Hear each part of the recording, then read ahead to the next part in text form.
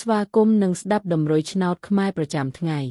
ដើម្បីជាកម្លាំងចិត្តសូមពុកម៉ែបងប្អូនចុច like និងសញ្ញាជាវម្នាក់មួយផងដើម្បីទទួលបានដំរុយថ្មីប្រចាំថ្ងៃដំរុយឆ្នោតខ្មែរនៅថ្ងៃនេះគឺថ្ងៃទី4ខែធ្នូឆ្នាំ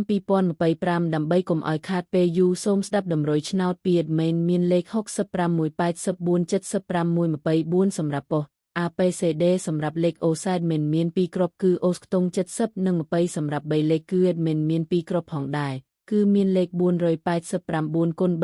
332គុណបើសិនជាពុកម៉ែបងប្អូនស្រឡាញ់និងពេញចិត្តលេខទាំងនេះពុកម៉ែបងប្អូនអាចយកលេខទាំងនេះទៅផ្សងសំណាងបានជាចុងក្រោយសូមជូនពរពុកម៉ែបងប្អូនដែលយកលេខខាង admin ទៅផ្សងសំណាងហេងយើងទាំងអស់គ្នាជូនពរពុកម៉ែបងប្អូនជួបតែសំណាងនិងសុខភាពល្អសូមជម្រាបលាជួបគ្នានៅថ្ងៃស្អែកបន្តទៀត